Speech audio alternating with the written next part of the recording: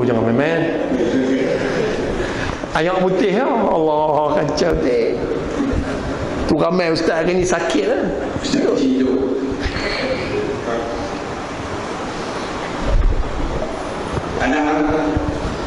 Ada any question please? Dan tak ada. Kalau tak ada, saya buat kesimpulan sebab saya kena balik awal. Sebab saya kena pergi kampung pelet. Kampung pelet. Sebab situ ada cakutiau. Bersih tu. Bersih, dia dah siap cabut kepala. Tu yang saya suka. Boleh. Kalau di sini pelet dari segi cakapan. Pelat. Kalau itu air kita ya. Kalau tak ada soalan, saya buat kesimpulan boleh? Tuan-tuan dan puan-puan, muslimin dan muslimat yang dirahmati Allah, saya sampai hari ini saya memang takut untuk menggunakan perkataan da'i, pendakwah. Takut-takut saya sekadar seorang ustaz. Walaupun ada soalan ni. Soalan macam sampul lagi raya lah.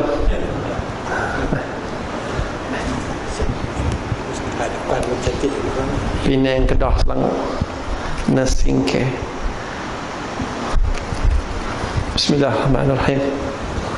Ceramah perdana 27/9/4 oleh Ustaz.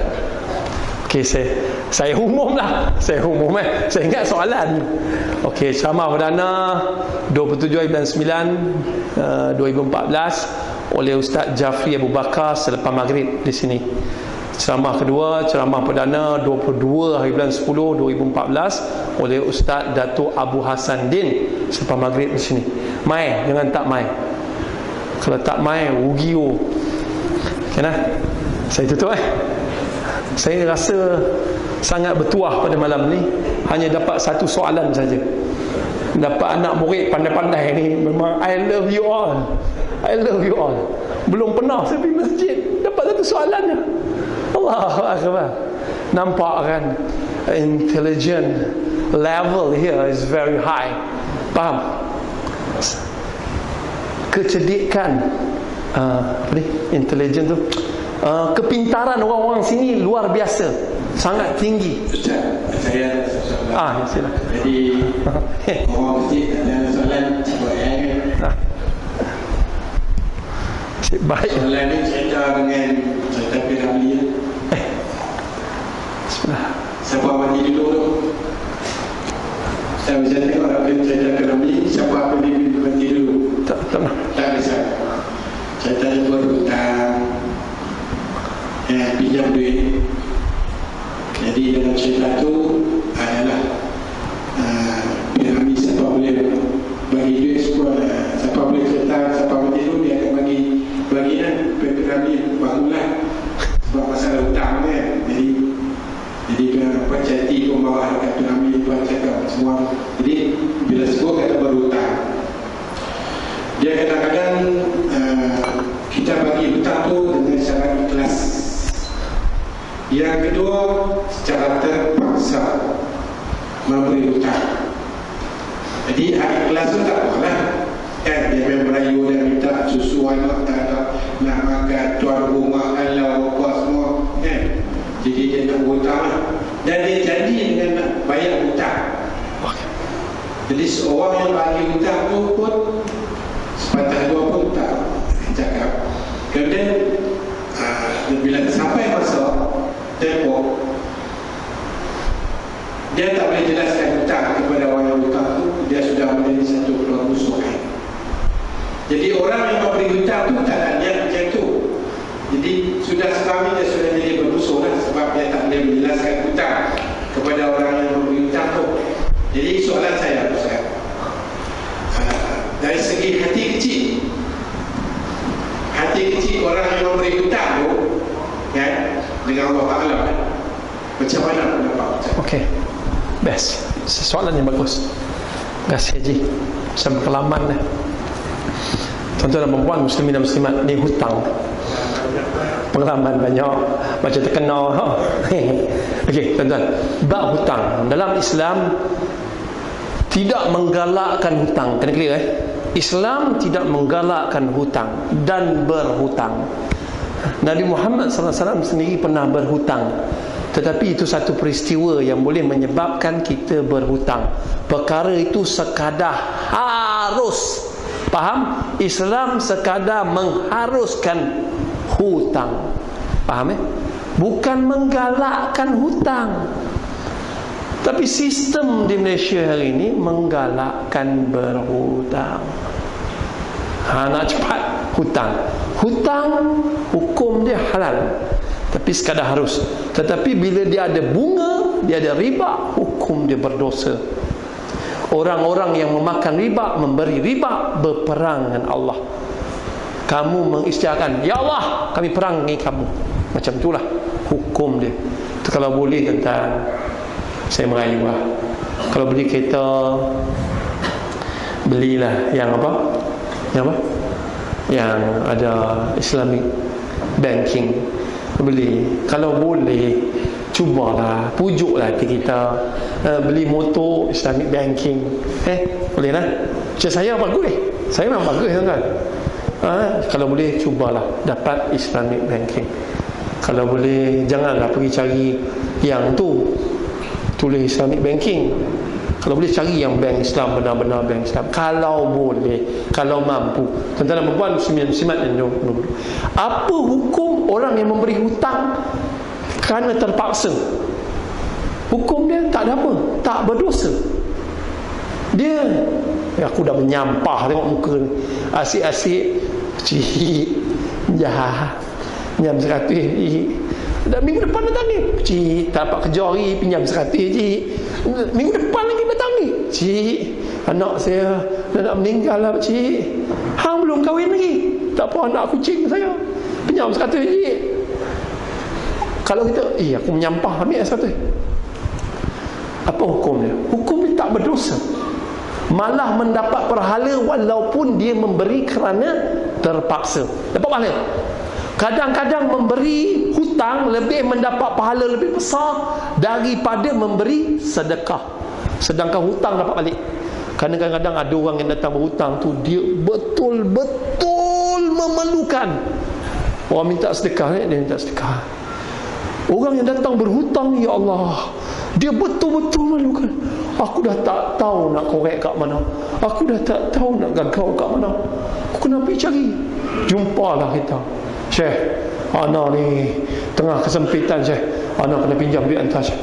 Ana janji Syekh 3 bulan nak bayar, InsyaAllah 3 bulan hilang. Tak apa. Maka bagi sedekah ketika, bagi hutang ketika tu lebih besar pahala daripada memberi sedekah, walaupun dia dapat balik duit tu. Boleh lah? Clear lah? Okey. Kalau orang tu tak pulangkan balik duit kita, ni perkataan saya, jangan halalkan. Ini pendapat Imam Abu Hanifah, Imam Asy-Syafi'i, Imam Hambali dan Imam Ahmad bin Hanbal. Jangan halalkan, sebab itu adalah bonus kita di akhirat nanti. Orang hutang, saya kalau nak cerita bab orang hutang ni banyak, ratus ribu orang hutang saya, hutang. Tapi saya takkan halalkan. Mampu ya? Apa terjadi? Sebab saya tak confirm masuk syurga. Tuan-tuan confirm? Kata Rosyamno dalam filem KL Gangster, dalam Watak Thailand, lu confirm masuk syurga tak?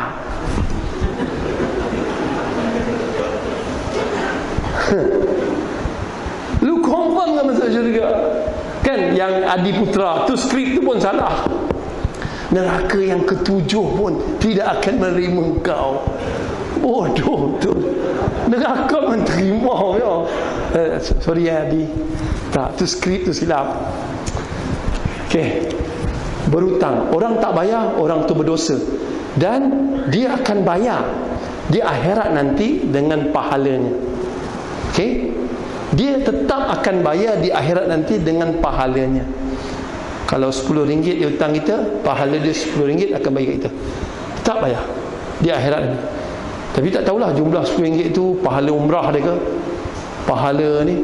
Dan kalau dia tak ada pahala, dia jahat, dia minta hutang dan tak bayar, dosa kita dia akan campak kat dia. Okey, relax lah. Kalau boleh bertenanglah orang-orang yang memberi hutang lah. Saya rasa masjid ni buat berapa ratus ribu? Sejuta lah. Sejuta lah.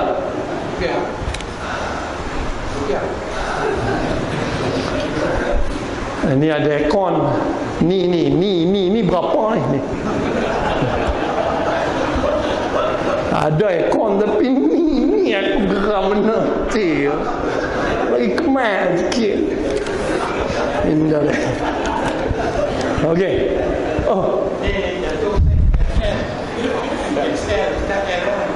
Sorry Ustaz, Ana ni sorry.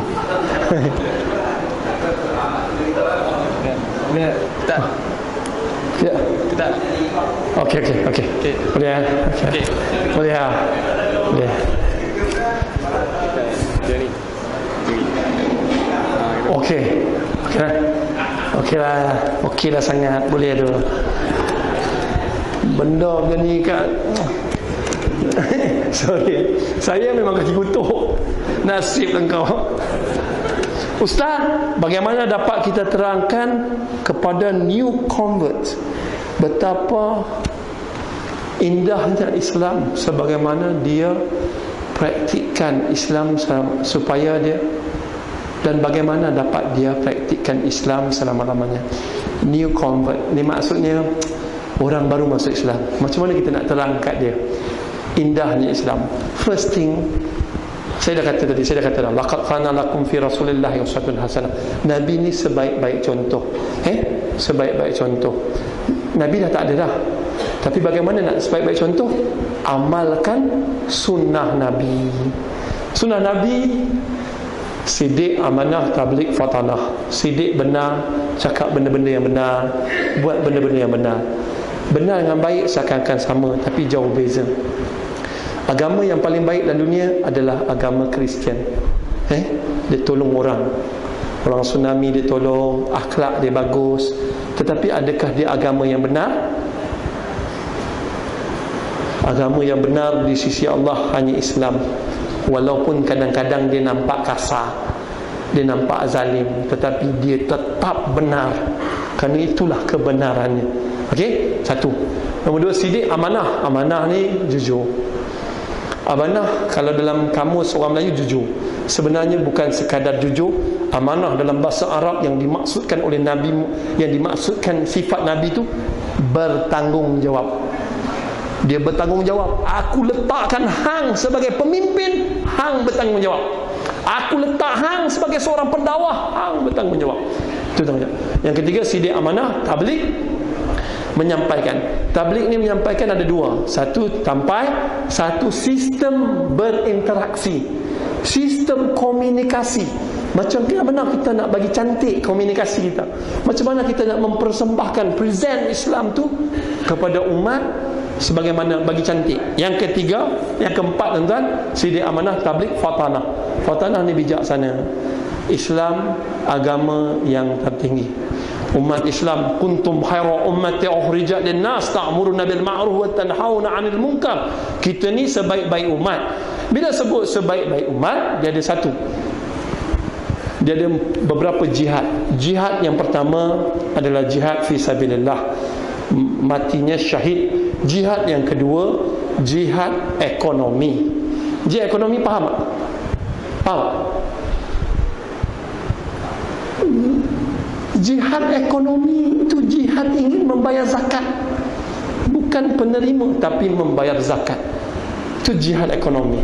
Kalau boleh sebuang ekonomi ni, orang-orang lain kita dapat membayar zakat. Siapa yang paling tinggi zakatnya, itulah orang yang Islam yang terbaik. Contoh zaman Khalifah Omar Abdul Aziz, sampai tak ada orang Islam yang menerima zakat, sampai bagi pada orang kafir, dan orang kafir akhirnya masuk Islam kerana Kerana kayanya umat Islam ketika itu jihad ekonomi, iaitu membayar zakat. Kalau sistem zakat di sebuah negara itu efektif, dia tidak memerlukan kita hari ni pun beli beras. Orang Kedah ni jelapang padi, tapi beli beras pun beli beras kepada orang Islam lah. Kenapa salah kita beli beras kepada orang Islam? Kedai runcit orang Islam kita kena beli lah. Ni sikit-sikit pergi beli pasar raya, tak nak belilah orang Islam lah. Kedai, restoran besar ni, saya bukan nak kata apa, kalau boleh pergi cari tolong orang Islam. Kalau haji ni meniaga nasi lemak, tolonglah beli kat dia. Kalau haji meniaga roti canai, beli lah. Dia asyik mamak pun Islam juga, tapi kau asyik mamak, kau kahwin je dengan mamak tu. Tapi kadang-kadang boleh mamak pun banyak keluar zakat, tak salah, tapi isu dia tolong-tolonglah. Jihad ekonomi. Dan jihad ini jihad akademik. Jihad akademik ini pun penting. Kerana apa? Kerana kalau orang bukan Islam boleh dapat A+ dari sudut matematik, kita pun kena didik anak kita A+. Jihad yang seterusnya jihad Al-Quran. Jihad Al-Quran ni begini, tuan-tuan, kena ada cita-cita dalam diri tuan-tuan, ingin melahirkan anak tuan-tuan hafal Al-Quran. Jihad lah. Anak aku kena jadi seorang profesional yang hafal Al-Quran. Anak aku kena jadi seorang korporat yang hafal Al-Quran. Kena ada. Itu jihad. Boleh tak? Okey, tuan-tuan dan puan muslimin semua, saya dah jawab soalan tu. Bagaimana kita ingin dia praktikkan Islam selama-lamanya. Ini tazkirah. Jawapan dia tazkirah. Tazkirah tu ingatkan dia selalu, berpesan-pesan dengan kesabaran, berpesan-pesan dengan kebenaran. Okey. Lepas tu seorang etis bertanya, kenapa Allah ciptakan bumi, syurga, neraka, dan akan ada manusia yang buat baik dan jahat, sedangkan Allah selamatkan semua manusia? Dan ni best.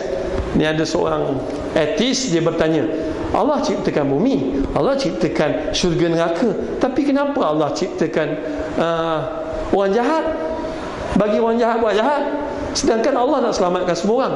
Inilah jawapan paling senang. Ujian. Dijadikan manusia tu tes. Nak tengok siapa di kalangan kamu paling beriman, paling bertakwa. Tes. Allah tes. Allah jadikan syaitan tes untuk menduga kita adakan ujian UPSR untuk tes, tapi soalan bocor. Tak payah biar je lah. Macam mana? Tes. PMR tes. SPM tes. Degree tes.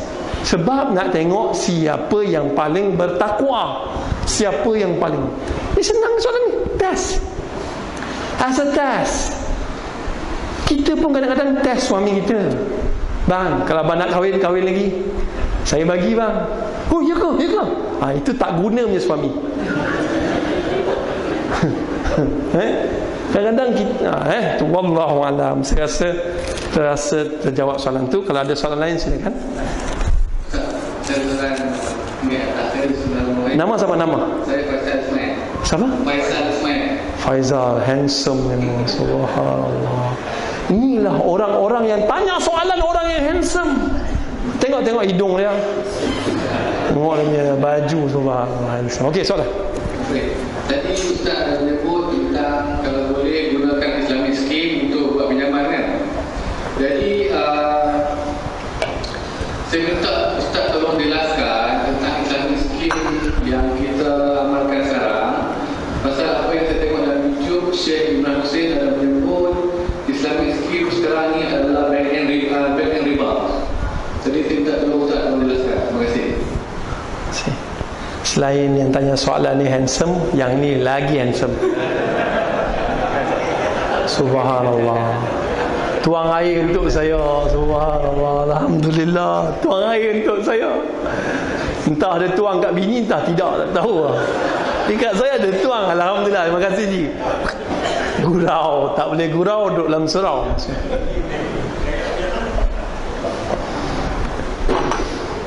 Oi, sedap.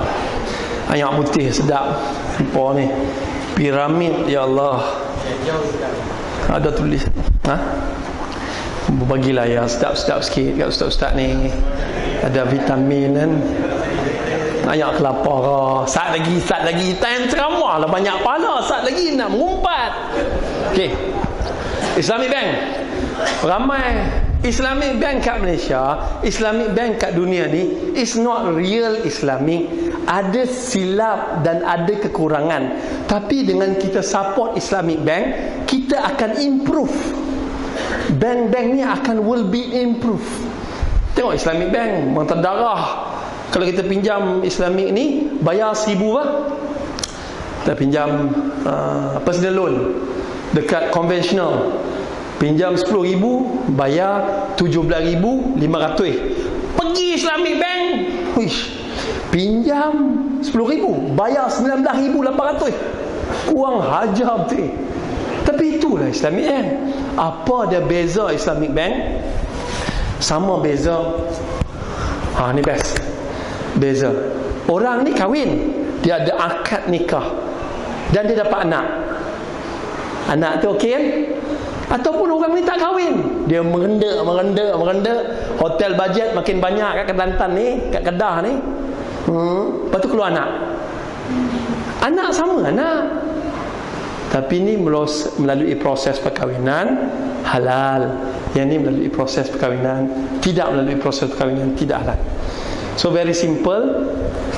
Tidak ada amboi korang last minute korang bagi soalan.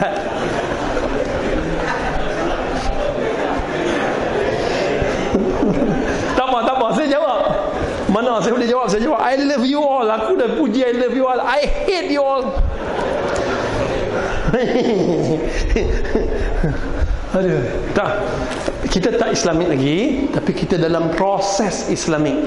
Mana yang kita boleh upgrade, kita upgrade. Itulah yang dilakukan Bank Islam, Bank Muamalat. Mana yang kita tengah upgrade, kita upgrade. Wallahualam. Bang, soalan. Abang pun handsome tak? Jangan tarik kuat sangat.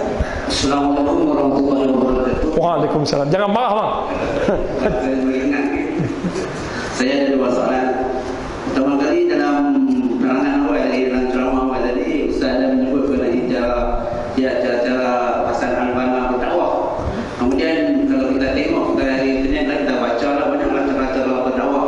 Yang antaranya Ahmad Didat dia berbahasan dengan seorang bateri Kristian kan. Kemudian yang Zakir Naik pun kita tengok dia berdakwah di studio Bollywood kan. Jadi Ustaz tadi pun ada buat muzakarah dengan mungkin seorang Kristian kan. Jadi yang kita tak terjumpa lah orang yang bermuzakarah dengan selain orang Islam yang berusaha dengan selain yang beragam Kristian. Itu yang saya tahu lah. Ada selain dengan Kristian ni yang dengan Buddha dengan Hindu ke apa. Itu soalan pertama. Dan soalan kedua, saya pernah diminta pertolongan oleh seorang yang beragama Kristian, ahli jawatan kuasa gereja sebuah di Pulau Pinang, dan juga seorang yang beragama Hindu